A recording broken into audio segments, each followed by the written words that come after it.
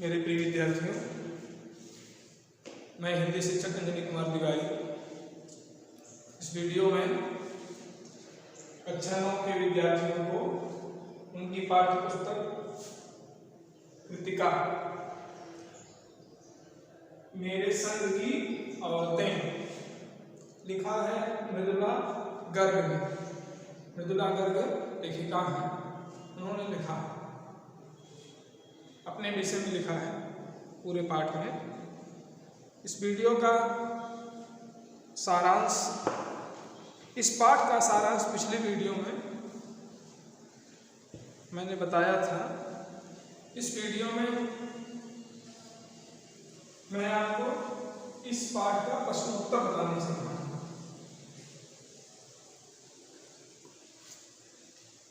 देखिए, पहला प्रश्न है, लेखिका ने अपनी नानी को कभी देखा भी नहीं, फिर भी उनके व्यक्तित्व से वे क्यों प्रभावित थीं? लेखिका ने अपनी नानी को कभी नहीं देखा था, अपनी माँ की माँ को, नानी को कभी देखा नहीं था, लेकिन सुना था। नानी के विषय में लेखिका ने सुना था कि नानी पर्दा करती हैं, पराये मर्द से कभी नहीं बोलती थी, पर्दा करती थी, कभी नहीं बोलती थी, लेकिन उनके मन में देश प्रेम की भावना विद्यमान थी। वह चुप होकर के भी देश को आजाद कराने में अपनी महत्वपूर्ण भूमिका निभाती थी। उन्होंने अपने पति के द्वारा किए गए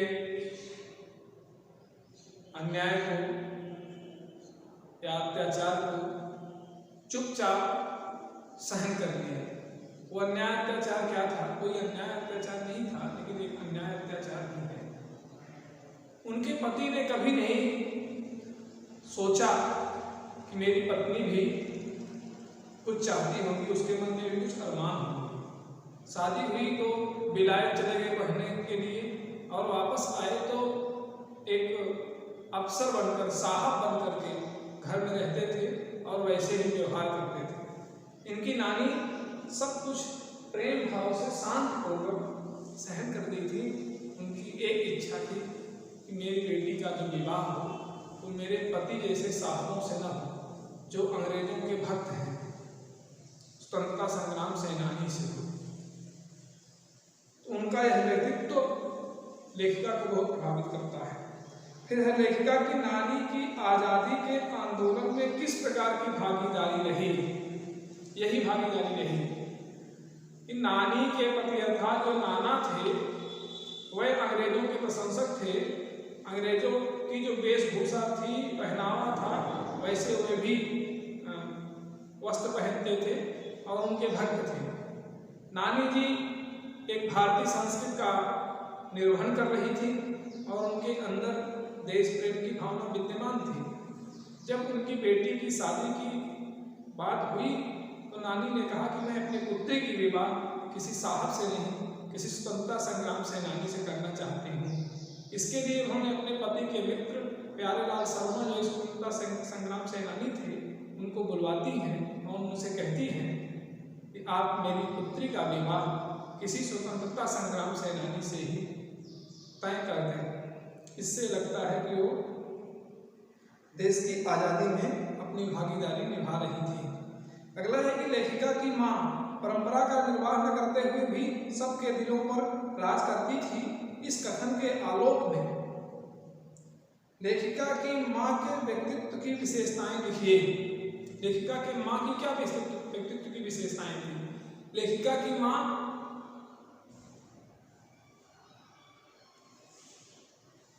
परंपराओं का निर्वहन न करते हुए, जो एक परंपरा थी परिवार की, कैसी परंपरा थी? स्त्रियां घर में घर का काम करती थी और मर्दों के इच्छा अनुसार घर के अंदर रहती थी। लेकिन यहाँ लेखिका की माँ उस परंपरा का निर्वहन नहीं करती है। वह खादी की जो साड़ी है, कपड़ा है खादी की साड़ी, खादी आसान की, उसको पहनने का प्रयास करती है रात भर। यद्यपि बहुत दुबली पतली है, उसको पहन नहीं पाती है, फिर भी पहनने का प्रयास करती है। स्वतंत्रता संग्राम के आंदोलनों में अपनी भागीदारी निभाती है। यद्यपि वो घर का कोई काम नहीं करती थी, चौका बर्तन जो घर का काम रहता था वो काम नहीं करती थी, और कोई भारी काम भी नहीं कर सकती थी। उनको पुस्तकों को पढ़ने में बड़ी रुचि थी, और स्वतंत्रता संग्राम के जो आंदोलन हो रहे थे उनकी तैयारी भी वो करती थी, कैसे हमको बोलना है, किस तरह से आंदोलन में जाना है, इसकी तैयारी करती थी। उन्होंने जो घर की परंपरा थी उसका निर्वहन नहीं किया, और स्वतंत्रता संग्राम में अपना सहयोग दिया। उनके जो पति थे वो भी स्वतंत्रता संग्राम सेनानी थे, और उनकी जो सास थी वो भी सहयोग करती थी अपने बहू का, अपने पतों को। फिर है कि लेखिका की दादी के घर के माहौल का समुचित अंकित कीजिए। दादी का मतलब इनकी माँ की जो सास थी, घर में रहती थी। देखिए, दादी भी इनकी जो लोक परंपरा थी उसका निर्वहन नहीं किया, माँ ने भी नहीं किया और दादी ने भी नहीं किया, दोनों ने लोक परंपरा का निर्वहन नहीं किया। दादी ने कैसे नहीं किया? लोक परंपरा थी उस समय की, लोग पुत्र प्राप्ति की इच्छा चाहते थे, पहली संतान हो तो बेटा हो। लेकिन लेखिका की दादी पहली संतान क्या चाहती थी कि मेरे घर में पुत्री हो। ईश्वर से मन्नत मांगने मंदिर में जाती है पुत्री के लिए। पुजारी परेशान हो जाता है, सब मन्नत मांगते हैं पुत्र के लिए, पुत्री के लिए मांग रही हैं। और उन्होंने घोषित कर दिया, सबके सामने कह दिया कि देखना हमारे घर में जो पहली संतान होगी पुत्री होगी, पोती होगी। और यहाँ तक कि पोती के लाड़ प्यार के भी चिपस जाने लगे। वो सब बातें करने लगी, कैसे मैं अपने पुत्री का लाड़ प्यार करूंगी। और ईश्वर ने सुन भी लिया, एक एक करके 5 पोतियों को उनके घर में उतार दिया। इस तरह से उन्होंने भी लोक परंपरा का निर्वहन नहीं किया। अच्छा, उनकी दादी इस बात से यही बताना चाहती थी समाज को कि पुत्र और पुत्री में कोई भेद नहीं करना चाहिए। अगला है कि आप अपनी कल्पना से लिखिए कि परदादी के ने पतोहू के लिए पहले बच्चे के रूप में लड़की पैदा होने की मन्नत क्यों मांगी? क्योंकि वो समाज में पुत्र और पुत्री के भेदभाव को मिटाना चाहती थी, पुत्र और पुत्री के भेदभाव को मिटाना चाहती थी। इसीलिए उन्होंने पहली संतान की मन्नत क्या मांगी? पुत्री मांगी। इसलिए मांगी कि वो समाज को दिखाना चाहती थी कि पुत्र और पुत्री में कोई भेदभाव नहीं करना चाहिए। अगला है कि डराने, धमकाने, उपदेश देने या दबाव डालने की जगह सहजता से किसी को भी सही राह पर लाया जा सकता है। पाठ के आधार पर तर्क सहित उत्तर दीजिए।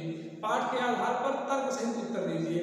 लेखिका की दादी एक बार कमरे में रात के समय एकांत में सोई हुई थी। घर में कार्यक्रम चल रहा था, बारात का कार्यक्रम चल रहा था, सब लोग इकट्ठा हुए थे। तो चोर चुपके से आता है घर में चोरी करने के लिए, और उस कमरे में घुसता है जहाँ सोचता है कोई नहीं होगा, बुढ़ापे की नींद है, खुल जाती है। और बुजुर्ग, उसको क्या पता कि घर का कोई बुजुर्ग उसी कमरे में सोया होगा जहाँ एकांत में कोई नहीं है, उसी में सोया हुआ था। जैसे ही पैर की आवाज आती है, दादी जान लेती है कोई चोर घर में आ गया है, उससे पानी मांगती है, चोर से पानी मांगती हैं। और इस तरह से कहती है कि कपड़े से बांध करके और छान करके पानी लाना। चोर को शक होता है कि मैं मुंह में कपड़ा बांधा हूँ और जो है भांग भी लिया हूँ, इसीलिए उसको शक होता है कि जब मुंह में कपड़ा बांधा हूँ। यही समझकर दादी माँ कह रही है, दादी ऐसा विश्वास था, दादी सब कुछ जानती हैं, अंतर्यामी है। तो चोर भयभीत हुआ, लेकिन दादी का आदेश था। चोर जो है उसके मुख से निकल गया कि आप मेरे हाथ का पानी पियोगी, मैं तो चोर हूँ। दादी ने कहा कोई भी हो, चोर हो या कोई भी हो, यहाँ तुम्हारे अलावा और कोई नहीं है, ईश्वर साक्षी है कि मुझे पानी लाकर पिलाओ, तुम्हारे सिवा मुझे कोई पानी देने वाला यहाँ पर नहीं है। अब चोर उनकी बात को मानता है और कोई भी जाता है, पानी भरता है, बढ़िया साफ सुथरा करके लोटे को उसमें पानी भरता है, छान के पानी लाता है। कुएं पर जाते समय चोर को सब देख लेते हैं, पकड़ लेते हैं, लेकिन दादी को पानी लेके आता है, दादी पानी पीती हैं और चोर को ही पिलाती हैं। कहती है एक लोटे का पानी मैंने और चोर ने पिया, अब हम और तुम दोनों माँ और बेटे हो गए, तुम चाहे चोरी करो या खेती करो। देखिए, न तो उनको रोक रही हैं चोरी करने से, न उपदेश दे रही हैं, न डांटा, न पिटवाया, न पकड़वाया, मुक्त कर दिया, छोड़ दिया उस चोर को। लेकिन चोर का मन परिवर्तित हो गया, वो उसी दिन से चोरी करना बंद कर दिया और खेती करना शुरू कर दिया। इस पाठ में इस तरह के आधार पर आप लिखिए। अगला है कि शिक्षा बच्चों का जन्मसिद्ध अधिकार है, इस दिशा में लेखिका के प्रयासों का उल्लेख कीजिए। लेखिका बच्चों को पढ़ाना चाहती थी, कर्नाटक में उस समय थी लेखिका, कर्नाटक में काम कर रही थी, तो वहाँ जो क्रिश्चियन बच्चे थे उनके लिए तो बढ़िया बढ़िया स्कूल खोले जा रहे थे। जहाँ क्रिश्चियन बच्चों की संख्या कम थी वहाँ वो स्कूल नहीं खोले जा रहे थे, मॉडर्न स्कूल नहीं खोले जा रहे थे। लेखिका की इच्छा थी जो क्रिश्चियन बच्चे नहीं हैं उनको भी अच्छी शिक्षा प्रदान की जाए। इसके लिए उन्होंने क्या किया कि निवेदन किया। किससे निवेदन किया?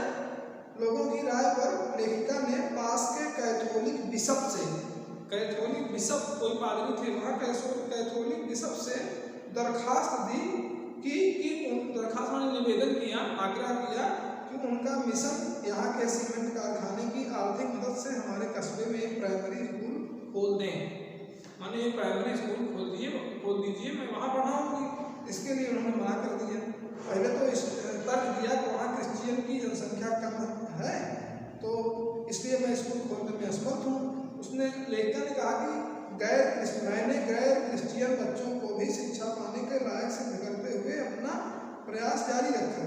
तब उन्होंने कहा कि अगर 100 साल तक स्कूल चलता रहे तब मैं खुलवा सकता हूँ। लेखिका ने कहा कि किसी व्यक्ति के एक दिन की गारंटी नहीं कि किसको क्या हो जाए, आप स्कूल की बात कर रहे हो।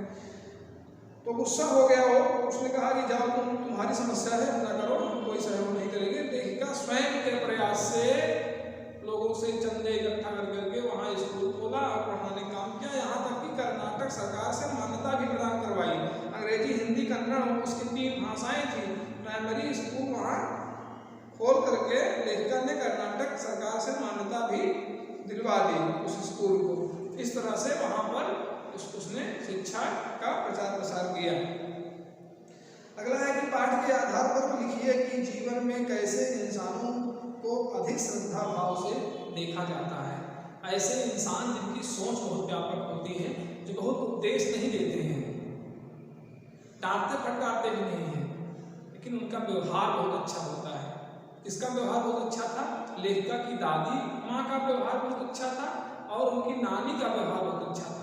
उन्होंने अपने नानी ने अपने पति अर्थात लेखिका की नाना को कभी मना नहीं किया किसी काम के लिए, न तो उन्हें उपदेश दिया, न मना किया, न कोई ऐतराज किया, न कोई विरोध किया, चुपचाप सहन करती रही। देखिए वो भी अंत में परिवर्तित हो गए और उनकी बात मान ली कि उनकी शादी मतलब अपने पुत्री की शादी एक स्वतंत्रता संग्राम सेनानी से कर दी।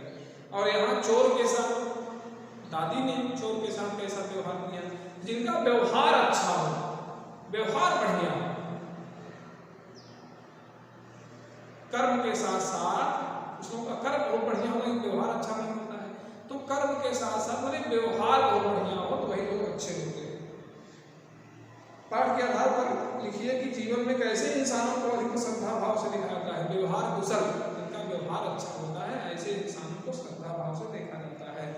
अगला है सच अकेलेपन का मजा ही कुछ और है।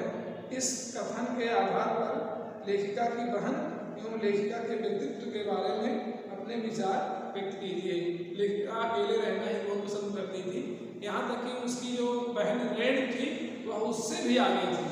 उसकी बहन जो रेण थी वह उससे भी आगे थी। वो अकेले अपना सब काम करती थी, किसी की सहायता लेना उसे पसंद नहीं था।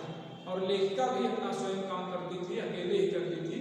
और उसे एक बार जो है स्कूल में पानी बरस रहा था तो मना करते हैं घर वाले आप स्कूल मत जाओ, लेकिन रेण उसकी जो बहन थी वो मना करने पर भी नहीं मानती, स्कूल तक जाती है। और स्कूल बंद था देख करके चली आती है। तो लोगों ने कहा कि क्यों गई, यहाँ मैं पहले ही कह रहा था स्कूल बंद है। तो उन्होंने कहा मैंने अपना काम किया, स्कूल बंद था खुला था इससे हमसे मतलब नहीं है, कोई सुविधा नहीं थी, विद्यालय खुला था इसलिए मैं विद्यालय तक गई, अब खुला था बंद था इससे हमसे कोई मतलब नहीं है। तो सच अकेलेपन का मजा ही कुछ और है। अकेलेपन का मतलब हम अकेले अपना काम करेंगे, हमसे और किसी से कोई मतलब नहीं है। इस कथन के आधार पर लेखिका की बहन एवं लेखिका के व्यक्तित्व के बारे में, रेणु और उनकी बहन, रेणु इनकी बहन थी, रेणु और लेखिका, क्या नाम है लेखिका का? लेखिका है मृदुला गर्ग। कौन है? मृदुला गर्ग। दोनों के विषय में आप पाठ के आधार पर लिखिएगा। बहुत बहुत धन्यवाद।